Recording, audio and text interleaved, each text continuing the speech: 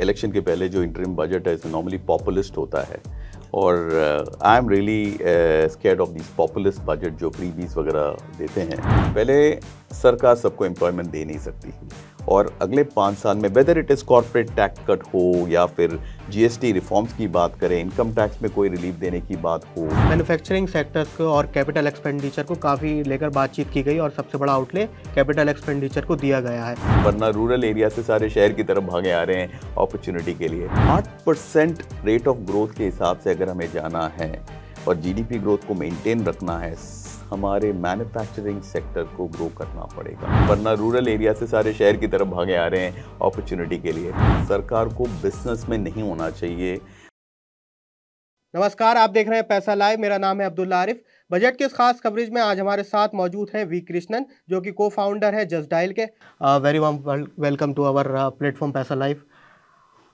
Sir, मैं आज के बजट से आपको शुरू करूंगा। पहला सवाल ये रहेगा कि इस बजट को आप कैसे देखते हैं और लंबी ग्रोथ के लिए करीब 5 साल या 7 साल के हिसाब से ये बजट आप किस तरीके से भारत की ग्रोथ को आगे बढ़ा सकता है? पहली बात, thank you very much for having me over and मेरे ओपिनियन लेने के लिए। इस बजट के बारे में क्या कहूँ, दिस इज़ इंटरिम बजट। तो इंटरिम बजट का ज़्यादातर मायने नहीं रहता है, बट हैविंग सेड दैट मुझे एक डर था कि भाई इलेक्शन के पहले जो इंटरिम बजट है इसमें नॉर्मली पॉपुलिस्ट होता है और I am really scared of this populist budget जो फ्रीबीज वगैरह देते हैं। I am very very happy and I want to congratulate the finance minister and the prime minister that कि उन्होंने इसको पॉपुलिस्ट बजट नहीं किया। पहला रिलीफ तो यही है।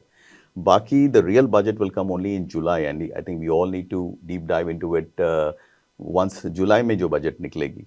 हैविंग सेड दैट, मैं एक बात कहना चाहूँगा, ये अमृत काल में हम लोग, और अमृत काल is a long term thing. हम बात कर रहे हैं कि अगला 15-20 साल का जो है इंडिया के जो बीइंग ए डेवलप्ड नेशन की जो बात कर रहे हैं हम लोग, उस बात में हमें जाना है।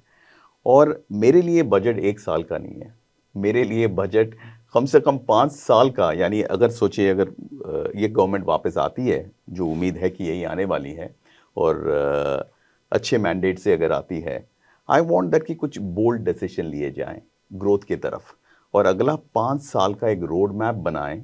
और अगले 5 साल में whether it is corporate tax cut हो या फिर जीएसटी रिफॉर्म्स की बात करें, इनकम टैक्स में कोई रिलीफ देने की बात हो, या कोई overall development and investment, capital investment वगैरह की जो बात हो, अगले 5 साल का प्लान बनाए सरकार।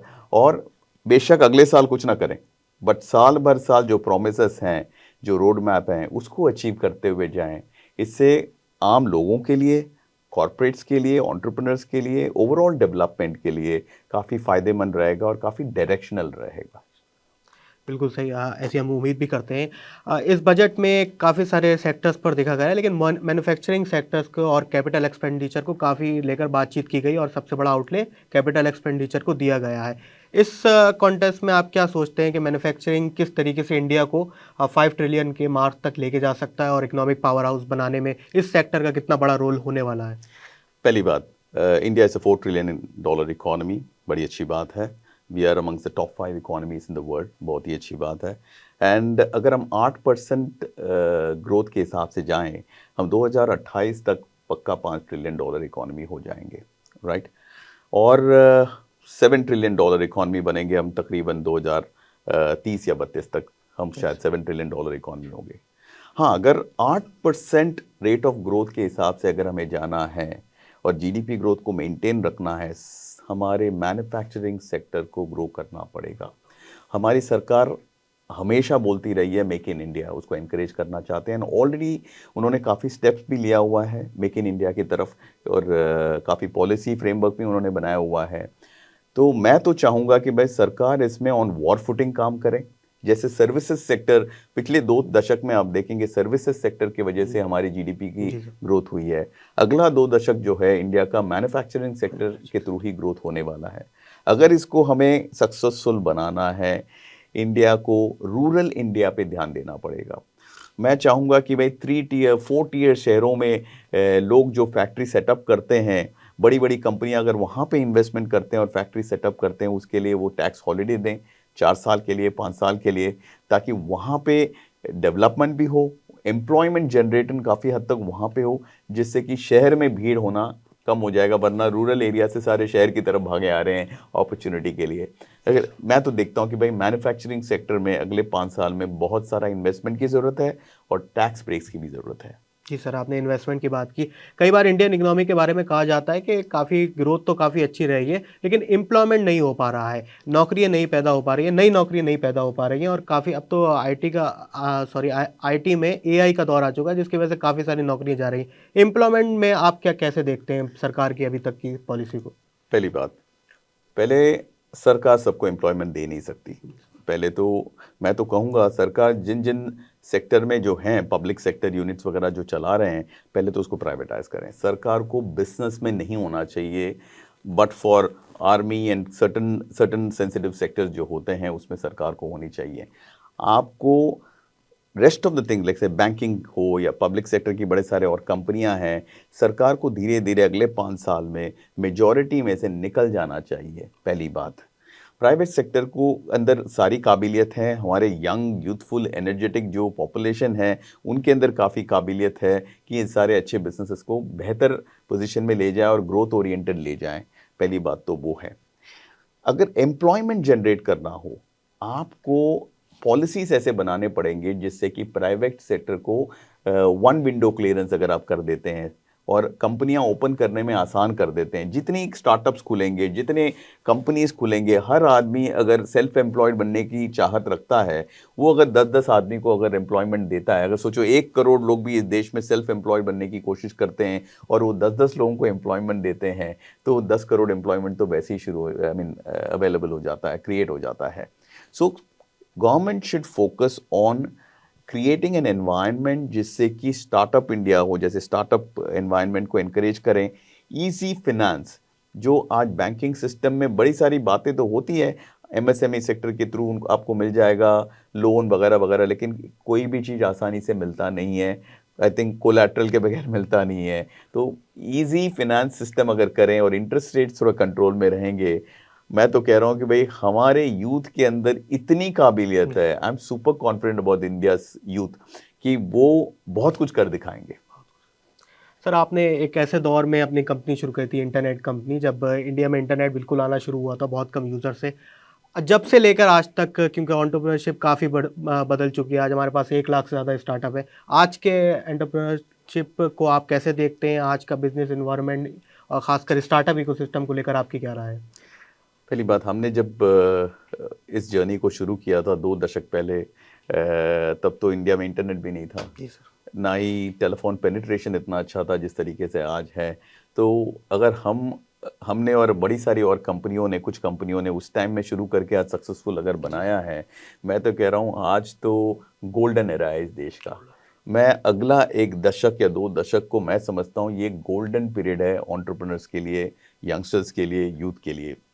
आज जो स्टार्टअप्स हैं, मैं तो कह रहा हूँ कि भाई आसान दौर तो है, लेकिन आपकी तैयारी सही होनी चाहिए। अगर आपकी तैयारी सही ना हो, आसान दौर में भी आप फेल हो सकते हैं। इसीलिए शॉर्टकट ना अपनाएं और अपने प्रोडक्ट पे ध्यान दें, अपने बिजनेस पे ध्यान दें, अपने रेवेन्यू मॉडल पे ध्यान दें। अगर सही तरीके से उसको चलाया जाए, you are here to make gold here. अगला 10 साल is going to be a fantastic period for entrepreneurship. मैं तो खुद कहता हूँ, मेरा एरा तो अभी भी चल रहा है, मैं तो अभी भी compete करने वाला हूँ आज के यंगस्टर्स के साथ। That's what I would say. Sir, entrepreneurship की बात हुई, स्टार्टअप्स की बात हुई। एज एन इन्वेस्टर आप कौन से ऐसे सेक्टर्स देखते हैं अभी तक इंडियन स्टार्टअप वर्ल्ड में, जो आगे जाके काफ़ी बड़े बनने वाले हैं? ऐसे कौन से सेक्टर्स हैं जहाँ पर सबसे ज़्यादा ग्रोथ की उम्मीद है? देखिए, जब एक जीडीपी $4 ट्रिलियन इकोनॉमी से $10 ट्रिलियन इकोनॉमी होएगी 2035 तक, मैं देखता हूँ कि शायद हम 10 ट्रिलियन इकोनॉमी हो जाएंगे। जब ग्रोथ होता है आपके इकोनॉमी में, हर सेक्टर अच्छा करेगा, हर sector. You touch any sector, there is an opportunity out there. Having said that, there are few sectors which I see that अभी अभी अर्ली स्टेज में है, जहाँ पे आज बोलते हैं ना, we haven't scratch the surface, and opportunity बहुत ज़्यादा है। इंडिया एक ऐसा देश है, जैसे अभी ड्रोन की बहुत बात हो रही है।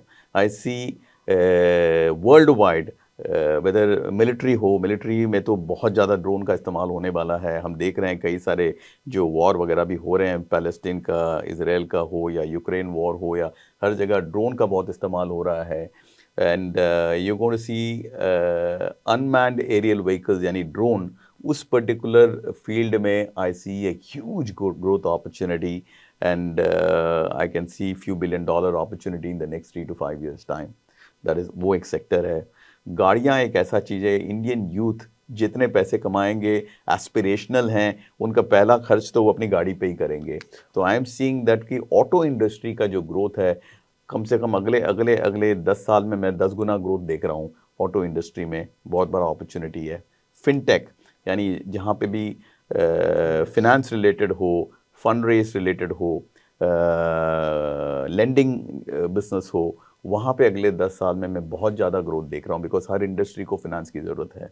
तो I see lot of these areas where there is an opportunity out there. New age startups की अगर बात करें तो कुछ स्टार्टअप्स को पिछले कुछ दौर में फंडिंग अच्छी खासी मिली है, लेकिन इस बजट को लेकर आप क्या कहना चाहते हैं? क्या स्टार्टअप्स को और कुछ मिल सकता था बजट में? टैक्स रिलैक्सेशन हो या फिर कॉर्पोरेट टैक्स को भी घटाया गया है हालांकि, लेकिन बजट के तौर पर एक बड़ा इकोसिस्टम बनाने को लेकर आप क्या मिस कर रहे हैं इस बजट में? देखिए, पहली बात, इस बजट में तो वैसे भी कुछ नहीं था, 1 घंटे का बजट था ये। It is just a warm up to the next budget में भी एक आइडिया दे रहे हैं, तो इसीलिए इस बजट में तो कुछ खास बोलने के लिए है नहीं। मैं अक्सर एक बात कहता हूँ कि भाई सरकार क्या देती है से ज़्यादा किस चीज़ में टांग नहीं अड़ाती है, मैं यही कहूँगा। पॉलिसी ऐसा रहे कि भाई बेफिजुल के स्ट्रेस ना हो, पॉलिसी में क्लैरिटी रहे कि कोई भी स्टार्टअप हो या कोई भी बिजनेस चला रहा हो, मैं कह रहा हूँ कि अपने देश में सरकार इंटरफियर ना करे तो कोई भी कुछ भी अचीव कर लेगा। सिर्फ पॉलिसी ईज रखें आप, इजी फंडिंग के लिए एक माहौल बनाएं, हमारी यूथ कुछ भी अचीव कर लेगी। आज से 20 साल पहले जब कुछ भी नहीं था, लोगों ने अचीव करके दिखाया, तो आज तो कंप्लेन करने के लिए कुछ खास है नहीं। तो I don't want freebies, I don't want even the startups to be given any kind of freebies. Ease of doing business, मैं इस बात पे बार बार कहूंगा कि one window clearance, ease of doing business को जितना अच्छा रखेंगे, जितना सरल रखेंगे, आज के यंगस्टर्स आराम से वो अपने आप अचीव कर लेंगे। सर, इंडिया को लेकर डेमोग्राफिक डिविडेंड की काफ़ी बात होती है, क्योंकि अब हम सबसे ज़्यादा पॉपुलेशन वाली कंट्री हैं। ऐसे में आप क्या देखते हैं, अगर गवर्नमेंट के नज़रिए से क्या सरकार ऐसा कुछ कर रही है जिससे इस डेमोग्राफिक डिविडेंड को हम पूरी तरीके से निकाल सकते हैं या पूरी तरीके से उसका इस्तेमाल कर सकते हैं? आपका सवाल ये बहुत अच्छा है, तो मैं इस बात पे बहुत ज़्यादा सोचता हूँ। पहली बात, हमारा वो बोलते हैं कि पॉपुलेशन इज़ अ बून और अ बेन, वो हमें समझना पड़ेगा। ये पॉपुलेशन से बेस्ट निकालना ही एक इकोनॉमी के लिए, कंट्री के लिए अच्छा है। How do we take out the best out of a population? Skilling, skilling, skilling. हमारे पास रॉ यंग यूथ है। हम बोलते हैं कि we are the youngest country in the world. ये कहा जाता है कि भाई 35 साल के नीचे वाले जो काफ़ी सारे लोग हैं यहाँ पे, तो if they are not skilled, they are waste. So मैं आज स्किल्ड वर्कर्स की हर फील्ड में कम पड़ रहा है। मैं तो कहूँगा स्किलिंग इंडस्ट्री में सरकार ऐसे प्रावधान लाए जिससे कि, या फिर टैक्स ब्रेक्स दें, जो भी कंपनियां स्किल डेवलपमेंट में काम करती है, ऐसे चीज़ों में ध्यान देती है, खासकर रूरल एरिया में। ये स्किलिंग वहाँ से होना पड़ेगा। हमारे रूरल एरिया में ज़्यादा फोकस नहीं हो पाता, हम शहरों में ही बहुत ज़्यादा फोकस करते रहते हैं।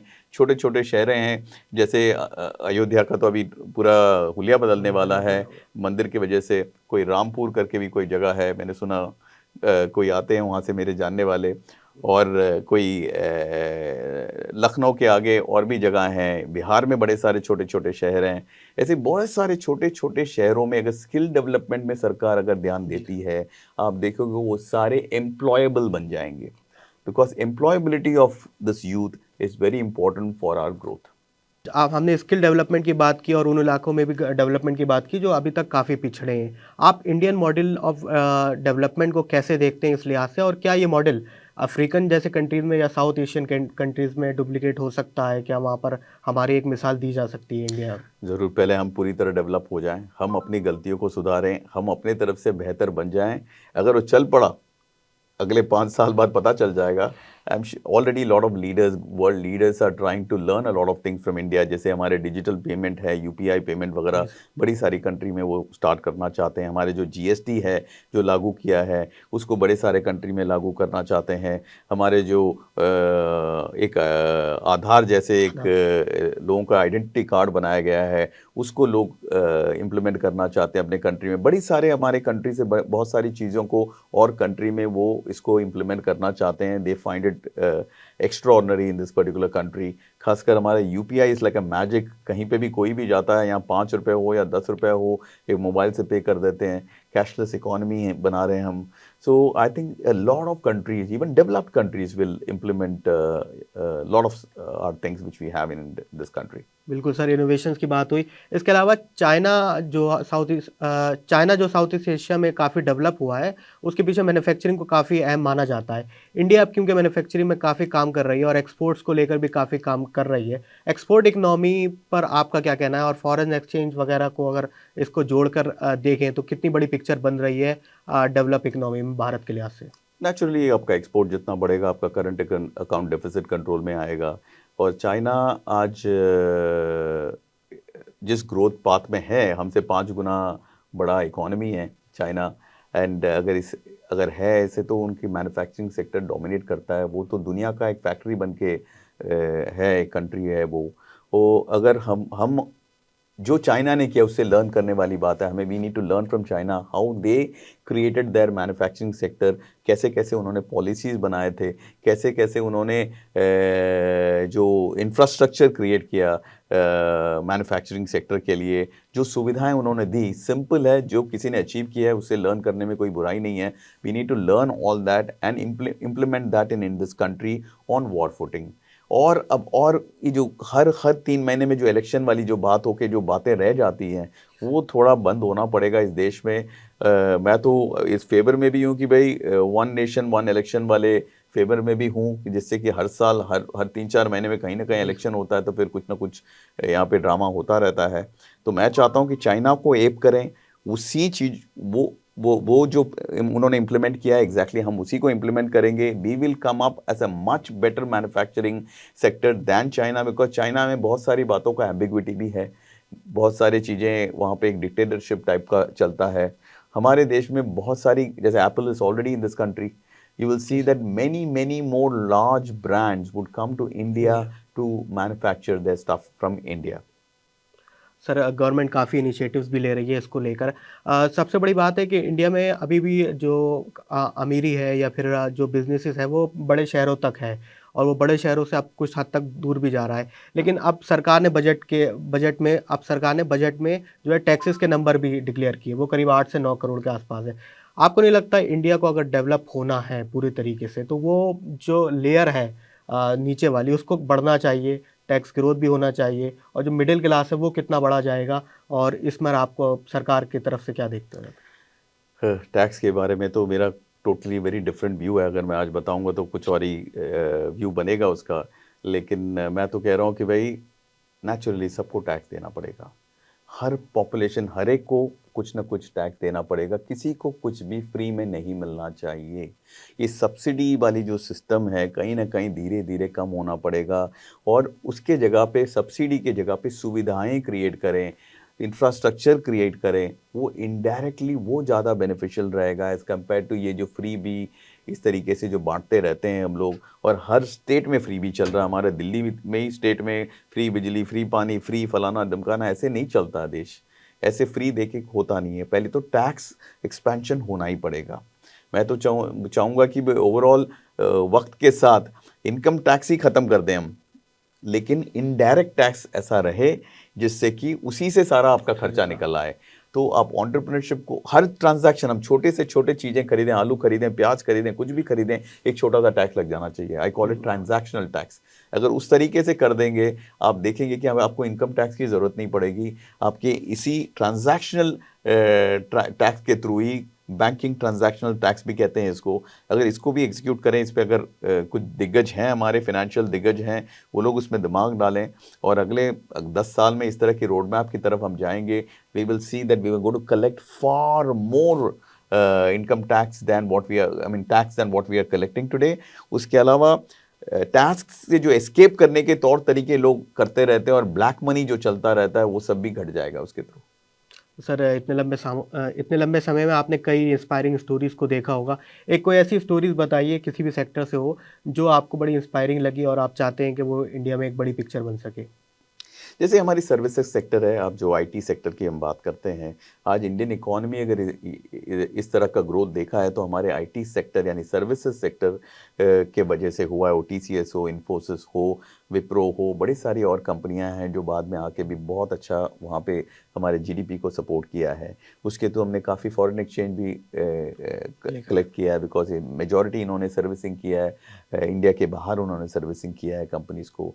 एग्जैक्टली उसको हमें रेप्लिकेट करना पड़ेगा मैन्युफैक्चरिंग सेक्टर में। उसका ग्रोथ जितना होना है हो गया, बियॉन्ड अ पॉइंट उसका ग्रोथ शायद एक प्लेटो होने लग जी, जाएगा। बट अगला ग्रोथ हमारा मैन्युफैक्चरिंग सेक्टर में होगा, जॉब क्रिएशन भी हो इसी के थ्रू होगा, जो आईटी सेक्टर में जिस तरह का हमारा जॉब क्रिएशन वगैरह हुआ था। तो that's where I see that अगला 20 साल हमारा मैन्युफैक्चरिंग सेक्टर के थ्रू आएगा।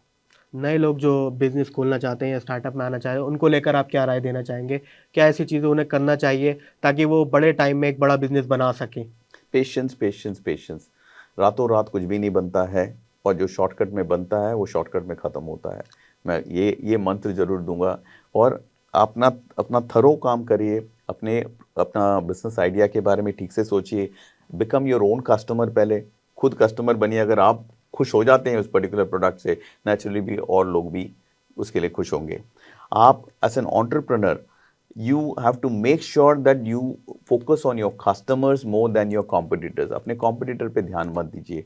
अगर आप कॉम्पिटिटर पे ध्यान देंगे तो कॉम्पिटिटर की गलतियों को एप करेंगे। अगर आप अपने कस्टमर पे ध्यान देंगे तो हमेशा कस्टमर को बेटर क्वालिटी प्रोडक्ट देंगे। Naturally nothing can stop you from building something which is going to be liked by your customer, और कस्टमर है तो आपका बिजनेस ग्रो करेगा। Patience will pay you automatically. और दूसरी बात, ये जो फंडिंग के पीछे मत भागिए। आप फंडिंग के पीछे जितने लोग भागते हैं अपने बिजनेस में नज़र घटा देते हैं। आप अपने बिजनेस में ध्यान दीजिए, फंडिंग आपके पीछे अपने आप आएगा।